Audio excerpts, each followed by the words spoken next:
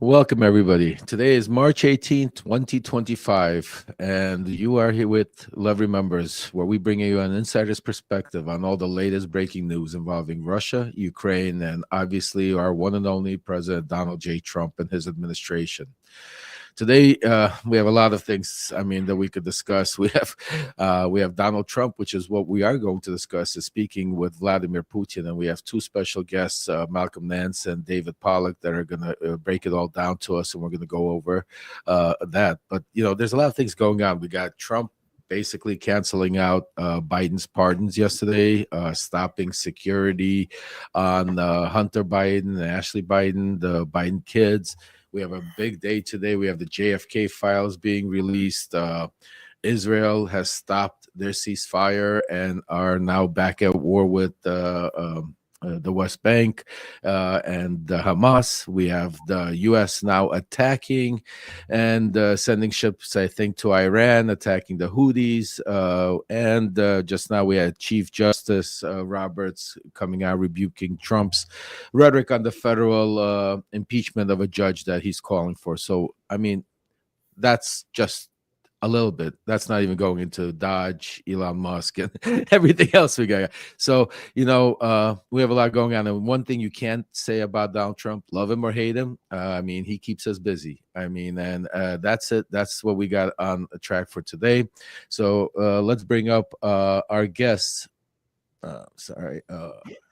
There we go. We have Malcom. He's a five-time New York Times bestselling author and was an intelligence contributor for MSNBC. He is also a former United States Navy senior chief petty officer, specializing in naval cryptology and also Ukrainian Army intelligence legionnaire. Here we have also David Pollack, the host of the David Pollack Show and Politically Uncensored, and our usual host, Alex Bolbeer, who's the voice of Ukraine. I want to welcome everybody to the stage. We have a lot to discuss. I have some interesting things that I'm waiting on, actually a phone call to confirm that I might be able to, with our show today, break some stuff for our guests. So we'll see how that happens on this call that's happening with Putin right now. But let's just jump right into it. I mean, let's start with this Putin and Ukraine call because, and I'm going to give it to you, Malcolm. What's going on? Tell us your thoughts. What's happening? What are they talking about right now? Well, get us in the room, and then then we're going to throw it over to David and see what his thoughts on that are. Well, if history is any guide, based on the conversations that Trump has had with Putin, we're not going to find out anything. We're not going to find out anything that's real or substantial. We'll have a readout. But we also know from the time that in Helsinki, Trump loved to have these private conversations with Putin and not give any indication what was happening, forbidding the translators to do anything, holding them up to national security scrutiny.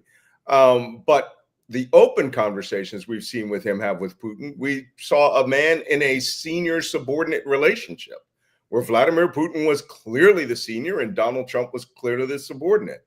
I hearken back to what Paul Rudd, the former Prime Minister of Australia, said when he saw them together at a conference.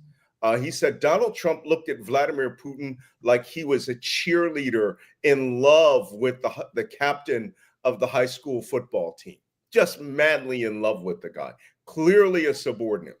Now, I unfortunately have been forced to write 4 New York Times bestsellers on this subject, top 10 bestsellers.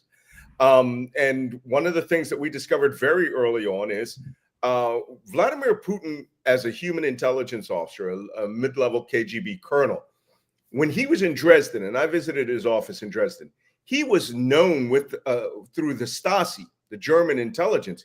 He loved playing the game. He loved the game of human intelligence and human manipulation. His other officers in Dresden and the office building that I visited, they just wanted to sit around, drink beer, collect sausages, and then when the Soviet Union fell, they all went home, not Vladimir Putin. This is the one aspect from the KGB, the communist dictatorship and secret intelligence agency, that Putin has retained. His ability and lust, to a certain extent, for flipping people that he thinks are flippable. That being said, Donald Trump was eminently flippable. because when I say flippable, I mean he aligned with Putin in terms of his ideology, his love of dictatorship, his the excitement of all the young women that he was around, starting with the Miss Universe pageants. He married 2 women from behind the Iron Curtain, right? Ivana Yeah. from the Czech Republic, which at that time was the Czechoslovak People's Republic, and then Slovenia, which was part of Yugoslavia, right? Josip Yep. Broz Tito's Yugoslavia. Little less communist, but still centralized communist government. And Trump seemed to see these exotic women as far more, an ability to appreciate his kind of man than all the rest. That being said, this also led to his great admiration of Russia. And there's one reason they're having this phone call, and it has nothing to do with Ukraine. Donald Trump is still feeling out Putin for Trump Tower Moscow because Trump thinks in very small size, but now understands, he really believes and understands Russia is a body of untapped oligarch money that Trump has been trying to get at since the 1980s. And now chances there to align the United States and Russia together in what I call the R2, right? The Russia 2, the group of Russia 2, and to essentially view this, he views the size of Russia and its money as their real wealth. He doesn't care that Putin's an autocrat. He likes that. Michael Cohen has talked about this as well.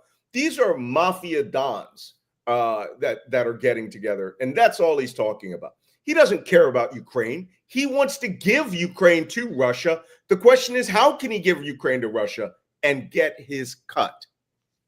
Interesting. I mean, I'm going to say to you this, Malcolm, me and you have spoken about this plenty of times, and there's a lot that we agree upon, and I know Donald Trump personally, so I could tell you definitely his his love towards Putin, his affinity towards the aristocrats, the dictators, and the mafia bosses, and to be in we've been on a lot of spaces, and I've been on David Pollack's show, and we've discussed that also. So David, I want to give you a chance now to let's hear yours. I mean, Malcolm makes a lot of strong points there. I mean, Donald Trump is who he is, and what is he doing on this call? Is he?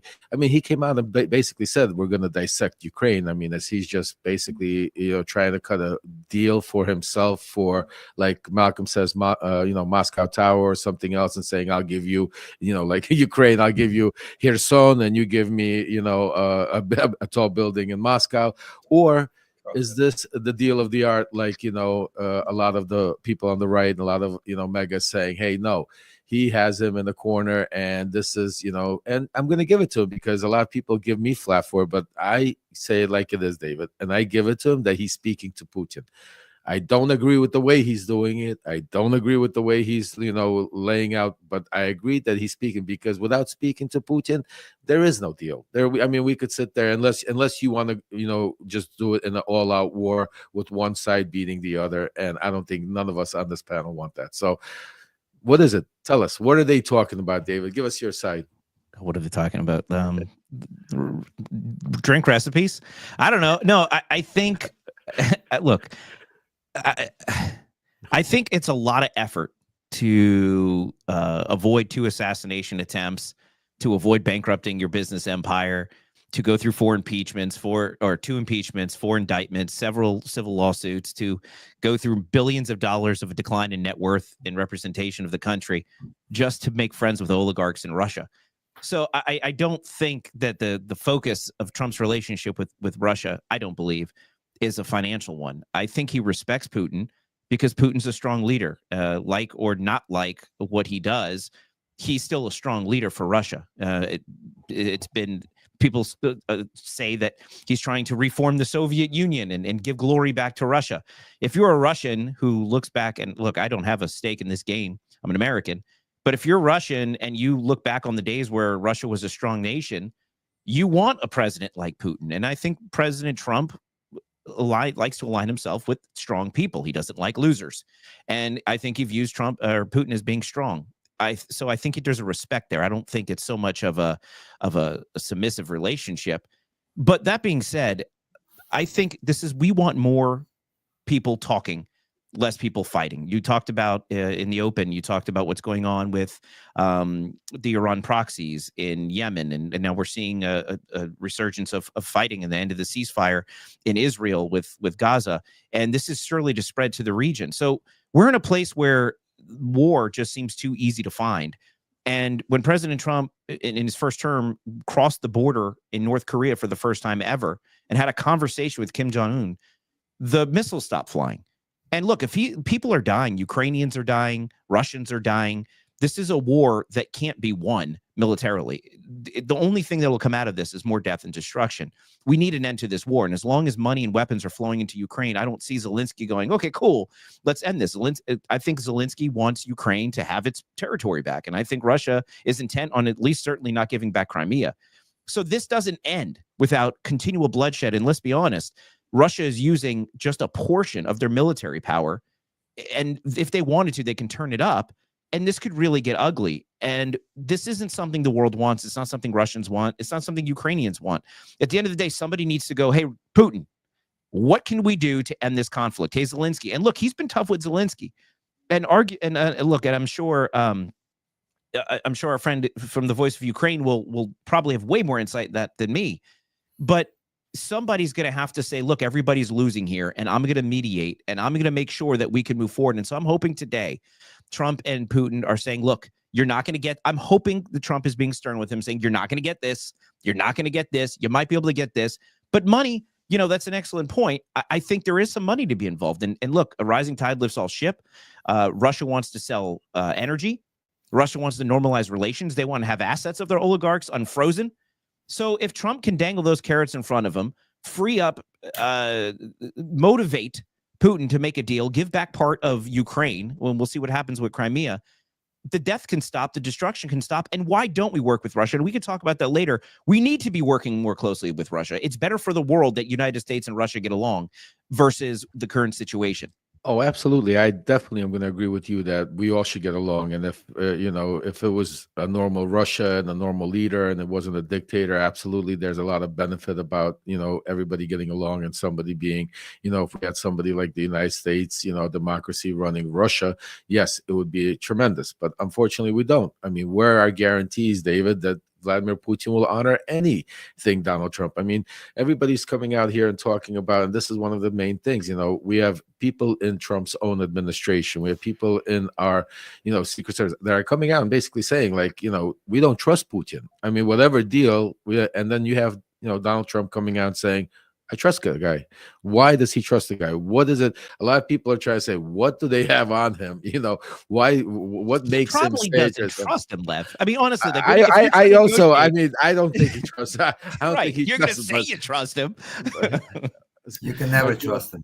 Yeah. So, Alex, tell us, what do people in Ukraine think? I mean, what are you guys? I mean, are you okay with this? Are you like your country's being dissected right now on the phone call between?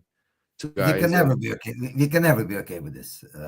I mean, I was there. I was there the day one when 4 a.m. the missiles flew, where my daughter was jumping into the bathtub. So you can never be okay with it. I was on the front lines. I saw what they did, and as far as they fighting with a third of their power, they totally powerless. They have no more military. They have no more weapons. They're borrowing weapons from all over the place. So they're playing a long shot Trump and hoping to cut a deal with Trump. By the way, they talk is officially is over. The conversation is over. U.S. hasn't said nothing. But here is a Kirill Dmitriev. Lev, you know who that is. Oh, we'll talk about, interesting. Yeah, so he's came out with a statement. Said, under the leadership of President Putin and President Trump, the world has become a much safer place today. A historic epic. Wow. That's what he said. I mean, some of our viewers out there might know the name Kirill Dmitriev. We've been speaking about him, and we're going to keep speaking about him. This is him and Jared Kushner. Remember those two names, and I'm going to talk more about towards the end of the show about a little bit about it. Go ahead, Alex. I'm sorry. Go ahead. Let me just finish. As far as they're working with Ukraine, Ukraine and Russia. As close as they were together, I think they are much further apart than even Israel and Arab countries. It pushed so far. There is so much hatred. I mean, Russian propaganda trained people so much that they hate Ukrainians. I mean, I've seen what they did to people. I've seen what they did to civilians. Every night they attack civilian targets. They don't attack military. They attack schools. They attack hospitals. So, and everything just to push. And they want Ukraine back under their wing. But I got a bad news for them. Maybe a couple of years back, they still had a chance of coming in. And that was before the president in 2012, when he ran away. Instead of running away, if he would have asked Russia for help officially, maybe then they could have came in and they could have had a trick done. But that didn't happen. And now that with Europe and everybody around Ukraine, and especially today, they announced for $40 billion to help Ukraine. So there is no way, or whatever they want to do in business, okay. But Ukraine today feels more independent and stronger than ever. And Europe calls Zelensky the next Churchill, because that's what he does. I mean, you listen. You could tell by the way Zelensky came to the Oval. I mean, we could discuss it. We're not going to discuss it right now because that's a whole show of its own. I mean, but yeah, I mean, I know Zelensky, so I could tell you, yeah, watching him, especially going back to 2019 when he first came into office, when I was literally the guy that was putting the pressure on him to announce an investigation into the Bidens before he even took his presidency, before he even had his inauguration. We were already all over him. You remember that, Alex? It was going back all the way back then. So to watch him come into the Oval and talk the way he did with Trump and with especially Vance, you could definitely tell that it's a different Zelensky, it's a different Ukraine, and it's a different situation. And David, yeah, I mean, we talk about this all the time, and I'd like Malcolm to jump in after this to rebut a little bit about when you say Russia is military is what's about. We do spaces, we go on the show, and I think that's one of the biggest misconceptions between the right and the left. Not even the right and the left, but the truth and the misinformation, because the misinformation out there is that Russia is this powerful army that used to be like the Soviet Union back during the Cold War, where they had all of this. Do they have nukes? Yes, absolutely. Are they dangerous? Absolutely. But are they as powerful, and do they work? I mean, is their army like the best, one of the top 3 or top 4 armies in the world? Absolutely not. And they're on the defensive right now, and Russia's economy is on the defensive. They're in a lot of trouble. Russia's only savior is Donald Trump. Russia, because there's no other president, there's no other person in this world that would have given them that olive leaf. Now, I don't know, good, bad, or indifferent. Only history will allow us to tell, depending on how this works out, how this whole negotiation happens. But from what we're seeing from people like myself that knows people like Vladimir Putin, Donald Trump, Vladimir Zelensky. I mean, Malcolm has been on the front lines of Ukraine, has served for our country, proudly. So that know this. What we're seeing is a major shift towards Russia, which is it's one thing where you want to bring Russia maybe into the fold, but it's another thing when you're getting rid of all of your alliances, when you're getting rid of all of your friends that you've tried to establish friendships. And again, David, I'm going to tell you up front. Yes, has the U.S. been taken advantage of? Probably 100%. You know me, I'm not a Democrat. I'm more conservative than Democrat. So it's not even about policies. This is about common sense. Like we say, you guys say you're the party of common sense. Common sense wise, why go scorched earth on everybody? Why tell everybody get out? Why? Because I mean, he could be negotiating. He could have Europe in the palm of his hands. He could have Canada in the palm of his hands right now. Why keep pushing it? Why keep scorching? I mean, even I don't understand that. I mean, I've been out of the party for a little while. Tell us, David. I mean, and then Mark, if you don't mind, let that. And then if you want to jump in afterwards, go ahead, David. Tell us. Yeah, no, I'll be brief so we can get to Malcolm. It's like this.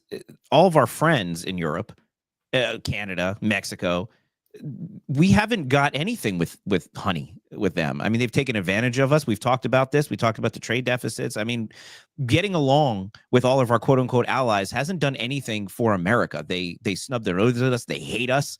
They hate. I mean, I don't understand how those are partners.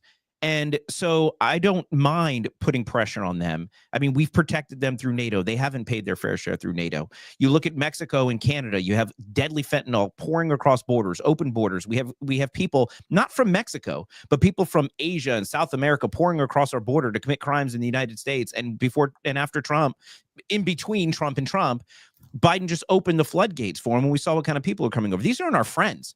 These are people who've been taking advantage of America's weakness. When America is strong, the world is safer. And you know what? Americans are safer and Americans are better off. And that's okay because we've earned this. And I know some people hate that. They want us to get along with the world and we should all be friends and kumbaya. But the reality is somebody has to be in charge. Somebody always wins. And if it's not us, somebody else will. And who do you trust to win? Who do you trust with that power? Certainly, I trust the United States, where I believe one of the best democracies and the best examples of democracy in the world. Who do you want to give this to? Europe? Europe is canceling elections. Europe is putting people in jail. They're canceling speech. Who can we trust but the United States? Unfortunately, for some people, I guess. But at the end of the day, I don't think we've ever been advantaged by some of these friendships that you talk about. They've taken advantage of us. And it's time we start asserting America. That's what America First is all about. And regarding, and I'll land here, but regarding the relationship with Russia, and yes, and maybe they're weaker now than they were, and this war has certainly been costly on them. But let's not forget how much involvement Russia has backing Iran. And Iran is the primary backer of these proxy forces that are interfering with our interests and our allies abroad. There is parallel relationships with Russia. Russia is uniting now with China. We don't need a Russia and China partnership who's forming alliances against the United States. This is not good for us. What we really need to do is put effort into getting along with these bigger countries. These conflicts are going to happen. I don't have all the answers for it. I don't think it's America's job to make sure everybody gets along. America's job is to make sure America's interests are protected, and it doesn't have to be abroad. I'm not for foreign wars. I'm not for sending our troops abroad to enforce our borders. We need to protect ourselves at home. We have the ability to do it, but I'll land there. David, you ever served in government or the armed forces? Say that again. I'm sorry. Have you ever served in government or the armed forces? I've worked in various capacities involving those entities. Wait, have you ever served in the armed forces? I've never served in the armed forces. Sworn an oth to the Constitution of the United States. I have taken an oath to the Constitution of the United States, correct. Okay, for the U.S. government as a government employee. In various roles. Okay, so that's a yes, right? So when you raised your hand, you swore an oath to protect the values that America has been fostering since 249 years. I'm sitting in Montreal, Canada right now, okay? And this country, which is their largest export other than wood and oil, is pretty much poutine and goodwill and maple syrup. I don't know where you get off saying that this country has been taking from us. It hasn't, okay? Their biggest deficit is from the Americans because they subsidize the electricity that they send to us. It's being subsidized as a 60 to 75% discount from their hydroelectric and their other natural ways of forming electricity, which means we're getting 60% of our electricity from them for free. They could ratchet up the price. And what would happen if they did? It would be insanely painful. I live in New York State. New York, Michigan, Minnesota, and every state that cascades down from there. My point is this: your attitude towards the world is that you're some whiny ass titty baby that has a grievance because you think America should be getting things and should be number one. I put my life on the line every day for almost 3+ decades. My family has served in the armed forces of the United States every day from April 1864 until just last year when my niece retired from the Navy. So I have some real strong feelings about this. Number one, the way that you sound talking about the way the United States engages with the world and the way the world should be paying us back. If this was 1939, you'd be following Charles Lindbergh and arguing that we should be siding with Nazi effing Germany rather than defend the concept which was created in the United States of democratic constitutional republics who are our allies, and that we should just F our allies because they don't pay us enough cash, and that the values from my city, Philadelphia, where I was born in a naval hospital and raised my entire life, and walked the very streets where the entire American experiment was formed. You're saying F them because those values don't pay you enough. Let me explain something to you, because obviously you didn't serve very well if you're going to sit here and say that we should screw Canada, our largest trading partner, and screw Mexico, a place where people like you and others on the extremist right shipped all your factories, and China, where you emptied America of our factories and sent them to a communist nation so that they could be a communist capitalist oligarchy heaven, okay, and then say screw America's values in terms of its members. I served in every moment from the age of 18 until I retired. I served with the United States and in NATO forces. NATO, I don't know if you know this, was invented by us. We created it. It was built and on the blood of the dead soldiers that died at Normandy when we went and assisted our allies to take back the world from a fascist Nazi right-wing extremist dictatorship, right, led by a megalomaniac called Adolf Hitler. We did not cut any deals with him. We made sure he ate his gun. We bombed their cities into absolute submission. But in your world, none of this is important. We should be dealing with dictators because we were talking to dictators the entirety of the Cold War till their system snapped and broke on the weight of the people behind the Iron Curtain. You remember that, right? The Iron Curtain, that black hole of no freedom, no liberty. Oh, by the way, which was what we created Radio Liberty and Radio Freedom and Radio Free Europe for, to broadcast our values, the values that you supposedly raised your hand and protect the Constitution for, back there so those people could want to live free. They did. They broke free. They all joined NATO because Russia is a threat. Now, I'm going to go to my next question. That was my rant. Okay, because I can't believe I'm hearing this from a person who claims that they're an American and who claims that they have an American flag behind them and swore an oath to the Constitution. Because it sounds to me it's like, F you, a new America's coming, a neo-fascist, one that not only deals with loves dictatorships. You're calling for, I heard you, Russia, America, China, multipolarity in this world. This is what Alexander Dugin, Vladimir Putin's philosopher, came up with, that Europe should be controlled by Moscow, that there would be an American a part of their axis of autocrats that would control the Western Hemisphere, and China would get Asia. How do you think we're going to do business in that world? You're not. Democracy, the great leveler, it has been dirty, it has been messy, but it doesn't mass murder its people. I sat where Putin's desk was when he was a case officer in Dresden. That guy was nothing more than wanting to manipulate Westerners and foreigners. And when his system fell, he modeled the new FSB, not the KGB, the FSB on the German Stasi, secret police forces. And it sounds to me like you're like, awesome. I swear to God, if I ever hear America First again, all right, I want you to remember where it came from. The American First movement that wanted to join with the American Bund to join the Nazis in 1939. So, that's one thing. Number two, where the hell do you get your information from? Where the F do you think that Russia has an army that they haven't even taken off the gloves yet? I've killed those people. I've helped kill boatloads of those people. That army is near collapse.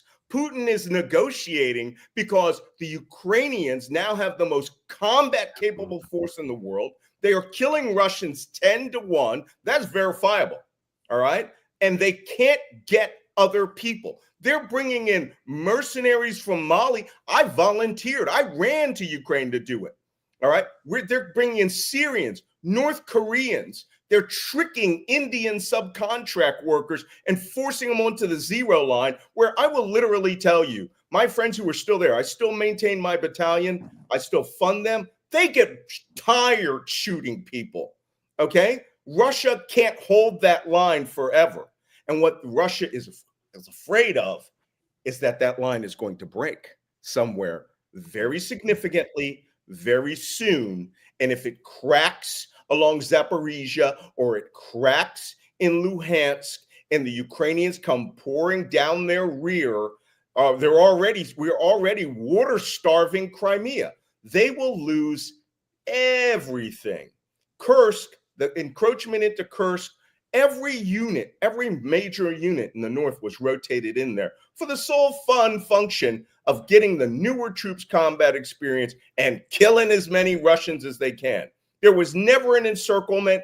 The Ukrainians were just literally a wood chipper of Russian bodies. And I know, I've seen that wood chipper. I've had to collect Russian bodies because they wouldn't touch their own damn dead.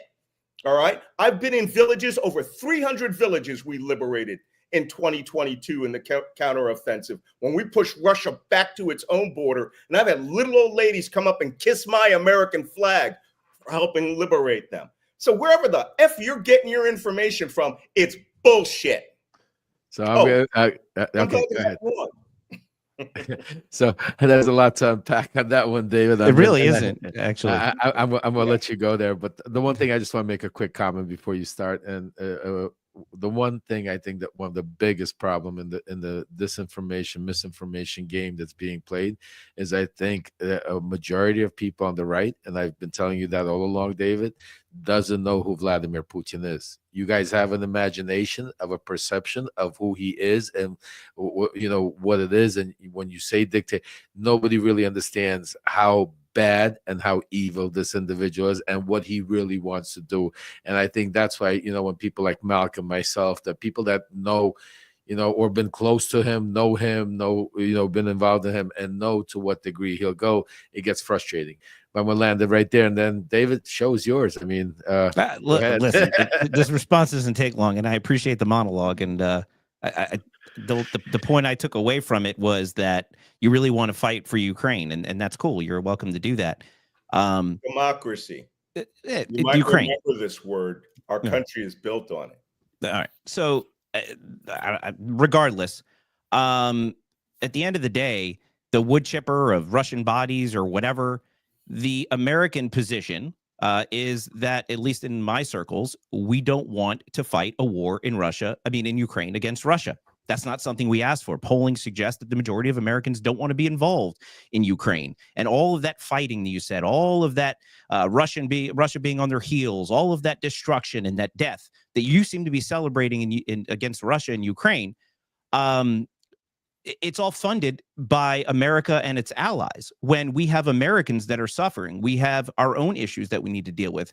And I'm sorry if you think that prioritizing American interests over the interests of other nations is offensive to you, but Americans deserve their tax dollars to benefit them first. This is a common sense principle, not a fascist principle. We don't have an obligation to take care of everybody else before we take care of ourselves. And when you have families freezing to death in North Carolina, when the government doesn't have the resources to take care of people after national disasters, when we have literal cities burning to the ground in Hawaii and LA, and the United States government doesn't have the resources to help those people, when they have to do telethon fundraisers for rich people to raise money from poor people for these folks, I have a problem with sending money to Ukraine. It doesn't make me a fascist. It doesn't make me unaware or unloyal to the Constitution. I don't want to be in a proxy war with Russia in Ukraine. I'm not interested in it as an American, and I do have a right to say where my tax dollars go. I appreciate your sacrifices. I appreciate your service, and I appreciate the sacrifices of anybody who fights in war. Yeah, but you live in a fantasy world, David, where there's no money. That's a fantasy. Whether you're saying there's no money going to North I know Carolina. people who dug the body parts out of the mud where FEMA wasn't even present. How is that a fantasy? FEMA doesn't operate the bulldozers. The locals do. And FEMA with what money? With what money? The Army Corps of Engineers was there with thousands. Do you know what $200 billion could do? The money went there, but you just don't appreciate it. I don't appreciate it. Care. Ask the people on the ground in North Carolina what $200 billion but would let have me done ask you for them. guys. But let me ask Instead, you it's guys. going to bullets in Ukraine. But see, this is where I think the problem. The None of that money, is, 200 billion, right. 129 billion went to Ukraine. If the pallets, where did the money go then? Where did the money go? 76% of every dollar spent was spent to a U.S. defense contract. Correct. So whoa, a U.S. defense contractor in the United States, correct, to replace artillery shells. So we actually bought newer shells and weapons and equipment. So it sounds to me like we're laundering American money through Ukraine to benefit defense companies. Are you an effing idiot? The apparently nobody's as smart as you. Factories. Go ahead. Nobody has a right to have an opinion. Nobody's as smart as you. I love people like you because you write 5 books because and you think you're the smartest person in the room and nobody else's opinion matters. You can insult people. You can call them names. But at the end of the day, you're just a blowhard bully that hates the United States despite your service to it. You, my friend, broke your oath to the Constitution and you can't even shut up and listen to anybody else because it offends your fragile ego. So you shut the hell up, my friend, and listen to somebody else for once. On me when I was on Bill Maher. That's all I have to say to you. It's a bullshit way of you whatever. dealing with the reality. I can't talk to you because you can't listen. The world is as simple as this. Lev, I can't talk to this guy. His ears don't work. Not Ukraine. Let's got it. Not Ukraine. That's the meta narrative around it. Good for you. Write a book about it. Write a book about it because I won't read it because I don't give a shit what you have to say. I don't want to mute all you guys. Let's just calm down. Take it. But this is beautiful. This is what Love Remembers is all about. I mean, one thing I'm going to tell you. I mean, and I'm glad we have the passion because one thing we're not going to have is an echo chamber. One thing, and I promised everybody we're not going to just sit here and we're going to talk about one side and one side only. We're going to get the facts out. That's how we're going to get the truth out because obviously one thing that we could all agree on is we all love our country. We all want America to be great.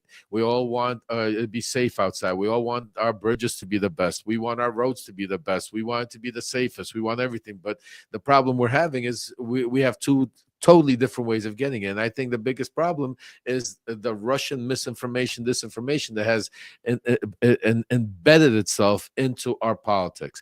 And, we're not going to, I want to, first of all, thank everybody. Thank you guys for coming today. I know you, David, you have to run, and I know Malcolm's schedule, is tight also. We're definitely going to have a part 2. We're going to get you guys back here, and we're going to continue this because there's a lot more going on, and we're going to have Malcolm and I are going to have to drink some Labatt's and share some Putin before we end up on the same stage. Hey, listen. May I pose a question? I would like to ask a question. Quickly. I don't want to start a whole new shit story. No. Okay. This is on the same subject that they just discussed. Okay. I'm in Ukraine, so I'm not in America. So, but I don't actually, understand. he is. He should have the word. We're talking about his country, his people, him. I'm sorry, Alex. Why don't we shut the fuck up and you talk to us? Excuse me. Just a quick question.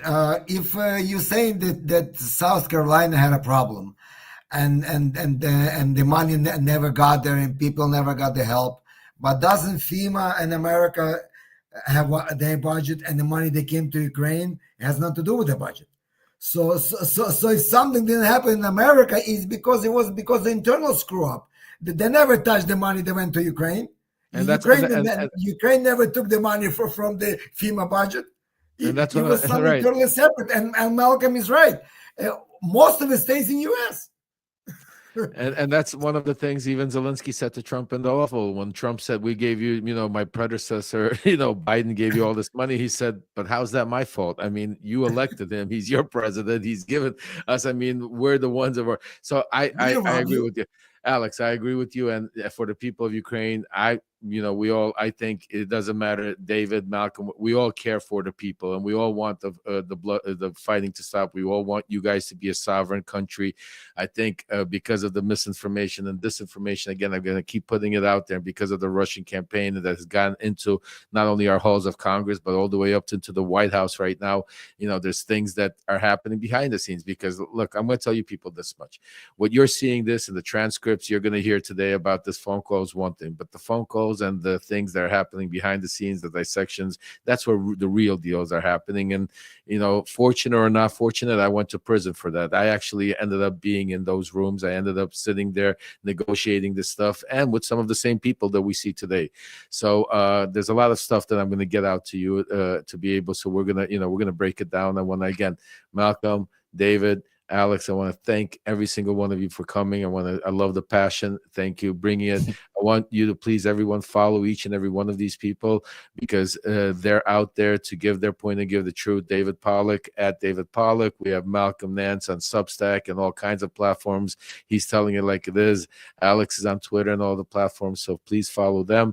And yeah, one thing I'm going to tell you is I'm starting also to do a Substack, guys. So I'm new to this. So follow me also on Substack, because I'm going to do an interesting thing there, guys. I'm going to be doing a Q&A where I'm going to let you guys, let the viewers and let my subscribers ask me any question, and I'm going to give them the answers, because very few people know these actual individuals like I personally know them and the people around them, and we're going to do that. So guys, thank you for coming. Again, you know, there's a lot happening. This is just the beginning. We're 60 days in? We're not even. So, you know, just, I guess, get lots of coffee, make sure you get a lot of rest. We're just getting started. And, you know, like I said, you know, lots of things happening. So anyway, thank you. Have a great day. Talk to you later. Thanks, Lev. Thanks, everyone. Thanks a lot. Thanks for having us.